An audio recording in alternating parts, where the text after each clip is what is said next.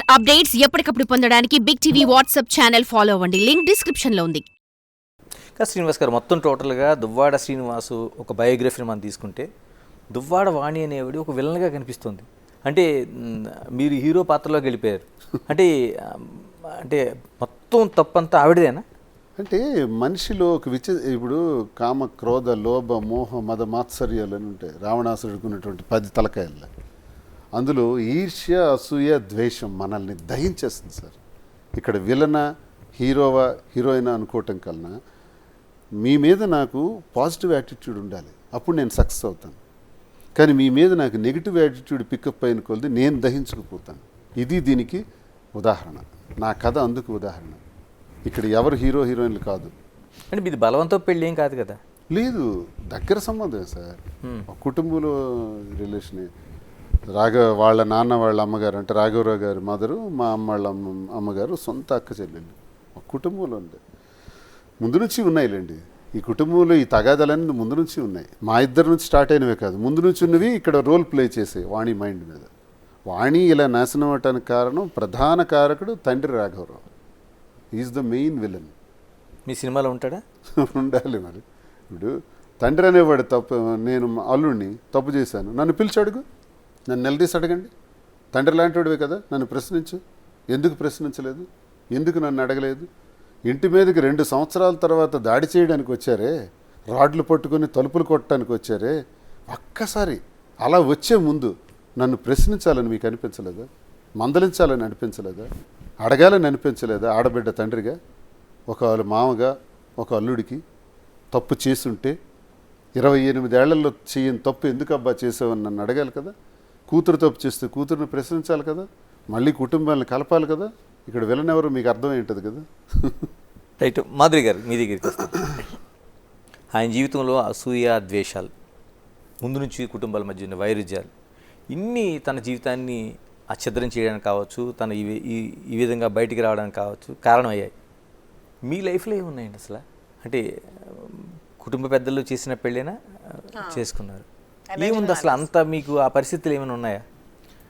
నా లైఫ్లో కొన్ని డిస్టర్బెన్సెస్ మా హస్బెండ్తో ఉన్నాయి, కానీ వాణి చేసిన డిస్టర్బెన్సెస్ ఎక్కువ అయ్యాయి అంతే. నా లైఫ్లో కూడా విలన్ వాణినే. మీరు ఏమనుకోకపోతే ఒక ప్రశ్న. మేము ఒక ఛానల్కి ఇచ్చిన ఆడియోని విన్నాం. నా భార్య దేవత, ఆవిడ అమ్మతో సమానం నాకు అని. ఇంత సిచ్యువేషన్ జరుగుతున్న టైంలో మీ హస్బెండ్ అన్నాలో కాదో తెలియదు, కానీ ఆయన చెప్తున్న ఒక మాట వింటే తప్పెవరిది అనే ఒక ప్రశ్న, పెద్ద ప్రశ్న మాకు వినిపించింది. ఏం చెప్తారు దానికి? అదే చెప్తున్నానండి, ఇది ఎంత వాణి చేసిన ఇది క్రియేషన్స్, వాణి చేసినవి ఇవన్నీ. దానివల్ల ఫ్యామిలీ పరంగా మేము ఇబ్బందులకు గురయ్యాం. ఏ రోజైతే పిల్లల కోసం ఆమె కామెంట్ చేసిందో, ఆ పిల్లలు శ్రీనివాస్ గారు పుట్టిన పిల్లలు అలా డిఎన్ఏ టెస్ట్ చేయండి అది ఇది అన్నప్పుడు, అతను దానికి ఆన్సర్గా నాకు మాధురి అంటే ఏంటో తెలుసు, మీరు అలా చెప్పాల్సిన అవసరం లేదు, మీరు బ్లేమ్ చేయకండి అని చెప్పి తను ఒక వాయిస్ ఇవ్వడం జరిగింది. పర్టికులర్లీ ఆయన రెస్పాండ్ అయ్యింది ఎక్కడంటే బిడ్డల మీద, తన పిల్లల మీద డిఎన్ఏ చేయాలని తినకి అనేటప్పుడు, వాళ్ళు నా పిల్లలు మాధురి గురించి నువ్వు ఇష్టానుసారం మాట్లాడటానికి వెళ్ళలేదు, మాధురి ఏంటో నాకు తెలుసు అని చెప్పారు. ఇక్కడ క్లారిఫికేషన్ అది. ఇక్కడ మాధురి గురించి ఆయన చెప్పే విధానం కన్నా పిల్లల గురించి ఆయన రెస్పాండ్ అయ్యాడు తండ్రిగా.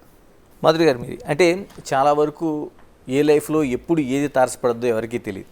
ఆ జర్నీలోన మనం విమర్శించిన ప్రశ్న మనల్ని తిరిగి విమర్శిస్తున్నప్పుడు చాలా ప్రశ్నలకు ఆన్సర్ చెప్పుకోవడం కష్టం అవుతుంది. ఆయనేమో ఒక పొలిటికల్ లీడరు, పొద్దున్న లేస్తే తొడగొట్టి సవాల్ చేసే టైపు.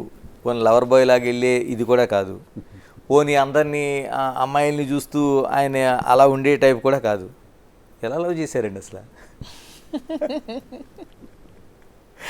ఏదో అంటే నాకు కూడా అతనిలో హీరో క్వాలిటీస్ కంటే రౌడీ క్వాలిటీస్ ఇష్టం బాగా. సో రౌడీ క్వాలిటీస్ చూస్తే ఇష్టపడ్డాను నేను కూడా. రౌడీ అనటం కన్నా నిలదీసే తత్వం. లేదులేండి, అదే బాగుంది. నాకు భయం లేదు, ఎవడేం చేస్తాడని లేదు. నాకు చాలామంది హెచ్చరికలు చెప్తుంటారు, నేను భయపడ్డాను, పారిపోయానని. ఏదో నా మీద ఇప్పుడు ఎఫ్ఐఆర్ ఉంది, నేను హైదరాబాద్లో ఇక్కడే ఉన్నాను, వచ్చి పట్టుకోమనండి. ఎఫ్ఐఆర్ పెడితే దువ్వాడ శ్రీని భయపడి పారిపోతాడు అనుకోవడం చాలా పొరపాటు. మీరు ఎన్ని ఎఫ్ఐఆర్లు వేసుకుంటారో వేసుకోండి. ఒక 100 కేసులు పెడతారా, నేను రెడీ. సేమ్ నేను కూడా అంతేనండి, ఎవరికి భయపడను. అందులో ఈ ట్రోల్స్ చేసే వాళ్ళకి అసలు అదర్ను బెదర్ను, ఎన్ని ట్రోల్స్ చేసుకున్నా భయపడే ప్రసక్తే లేదు. సో ఇద్దరు క్వాలిటీస్ ఒకటే కాబట్టి ఇద్దరం ఒకరికొకరు అట్రాక్ట్ అయ్యాం అంతే. అదే అడుగుతున్నాను, ఆయన మగాడిగా ఉన్నాడు, పాలిటిక్స్లో ఇంతకంటే పెద్ద విమర్శలు చూశాడు ఆయన, ఆ ట్రోలింగ్స్ చూశాడు చాలా. అంటే ఇప్పుడు కొత్తగా వచ్చినాయి కాదు, ఇప్పుడు సమన్లు కావచ్చు లేకపోతే కేసులు కావచ్చు, ఆయన లైఫ్లో కొత్తగా వచ్చినాయి కాదు. మీరు అసలు ఇవన్నిటికీ దూరం లైఫ్, మీరు ఎక్కడో ఒక డాన్స్ దీంట్లోనో లేకపోతే ఒక మంచి వీడియోలు చేస్తూనో ఒక కంఫర్ట్ లైఫ్లోంచి అలా ఉండేటప్పుడు ఒక్కసారి ఎదిరిన ఈ డిస్టర్బెన్స్ ఎంత మీకు ఇబ్బంది పెట్టిందండి లైఫ్లో? స్టార్టింగ్లో ఇబ్బంది పడ్డాయండి కొంచెం. నేను కూడా బాగా, అంటే మీరు చెప్పినట్టు కంఫర్ట్ జోన్ నుంచి ఈ జోన్కి వచ్చినప్పుడు నేను కూడా బాగా మానసికంగా ఇబ్బంది పడ్డాను, చాలా క్షోభకు గురయ్యాను. ఎందుకంటే ఏ వ్యక్తికైనా వ్యక్తిత్వ హననం జరుగుతున్నప్పుడు అది చాలా బాధపడుతుంది ఎవరికైనా, ఏ అమ్మాయికైనా. కానీ కొంచెం తను చాలా ధైర్యం చెప్పారు నాకు ఆ టైంలో, చాలా మోటివేట్ చేశారు. సో అతను ఇచ్చిన స్ఫూర్తితో, అతను ఇచ్చిన ధైర్యంతో ఇంకా ముందుకెళ్తూ అలాంటివి ఏవి పట్టించుకోకుండా చాలా స్ట్రాంగ్ అయ్యాను, ఇంకా స్ట్రాంగ్గా ఉంటాను కూడా.